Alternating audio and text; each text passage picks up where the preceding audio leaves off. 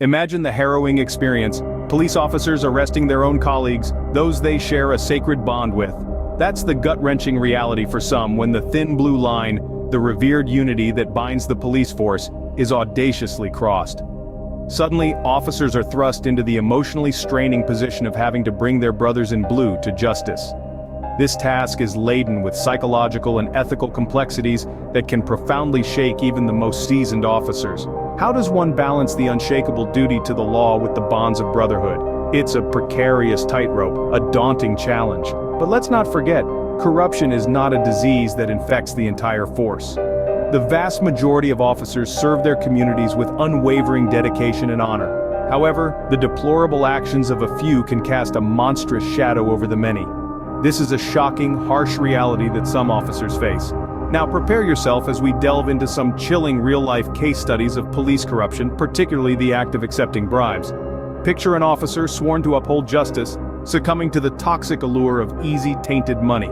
A few folded bills sinisterly slipped over, an eye knowingly blinded, and the scales of justice are maliciously tipped. This is the grim reality we're about to explore. For more intriguing into the world of law enforcement and the challenges they face, don't forget to subscribe. In the late 1960s, New York City was shaken by the revelations made by one of its own, Officer Frank Serpico. Frank Serpico, an officer of the New York Police Department, was not your ordinary cop. Born to Italian immigrants in Brooklyn, he joined the police force with a deep-seated belief in justice. He was known for his unconventional appearance and methods, but what truly set him apart was his unwavering commitment to integrity. In the late 1960s, Serpico discovered something that would shake the foundations of the NYPD and the city it served: widespread corruption within the force. Bribes and kickbacks had become an integral part of the system. The blue wall of silence, an unwritten rule among police officers to cover up each other's wrongdoings, was as sturdy as ever. The dilemma Serpico faced was formidable. He could either join the corrupt system or risk everything to expose it. He chose the latter. He decided to break the blue wall of silence, to shatter the thin blue line. The backlash was immediate and severe. He was shunned by his colleagues, received death threats, and was even shot during a drug bust under suspicious circumstances. But Serpico, with his steadfast resolve, did not back down. His revelations led to the formation of the Knapp Commission, a body tasked with investigating corruption within the NYPD. His testimony was instrumental in exposing the rot within the system, leading to significant reforms. The aftermath was bittersweet. Although he was hailed as a hero by the public, he was ostracized by the force he had sworn to serve. After surviving the gunshot wound, he eventually left the NYPD and the United States, choosing to live in relative anonymity in Switzerland. Serpico's story is a stark reminder of the moral crossroads some officers find themselves at. It reminds us that integrity and courage, even in the face of adversity, can lead to meaningful change. It underscores the importance of standing up for what is right, even when it seems like the world is against you. Fast forward to the 1990s, and we find ourselves in Chicago, another city grappling with a similar issue.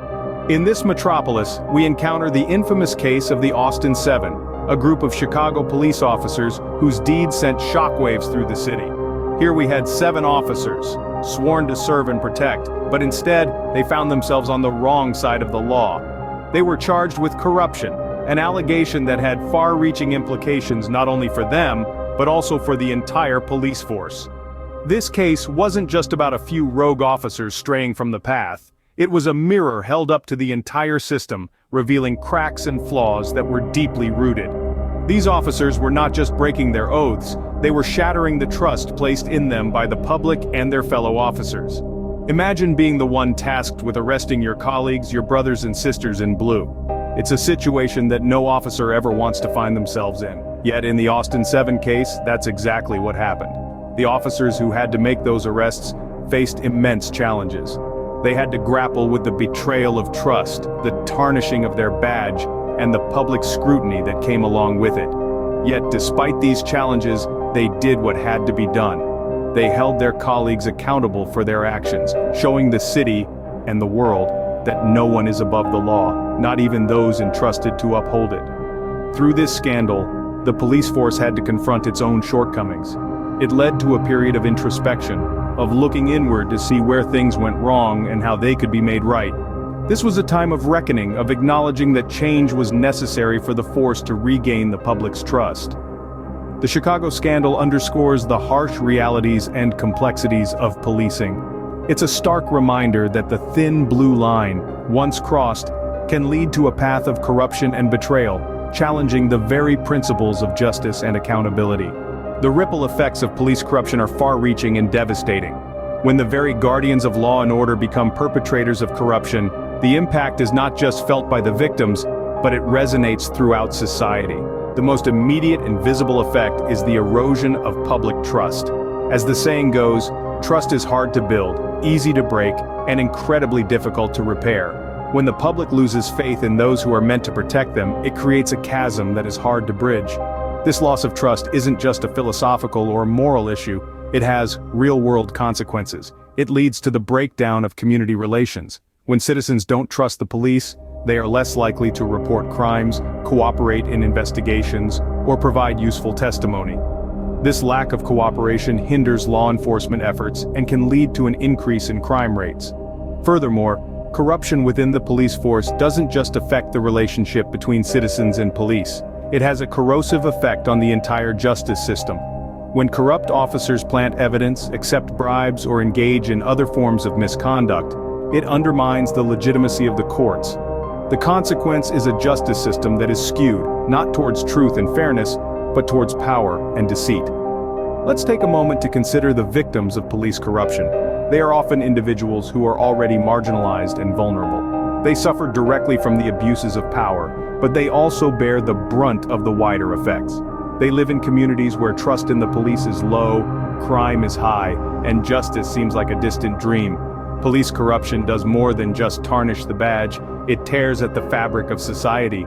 It breeds cynicism and despair, and it erodes the very foundations of our social contract.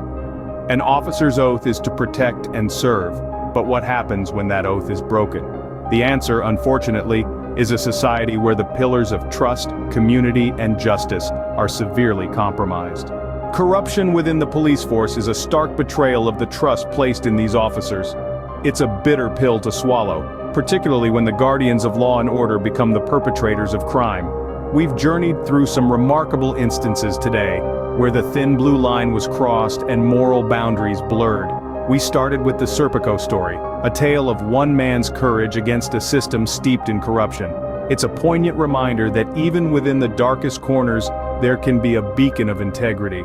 Frank Serpico's determination to uphold the law, even against his own, paints an inspiring picture of heroism in the face of adversity.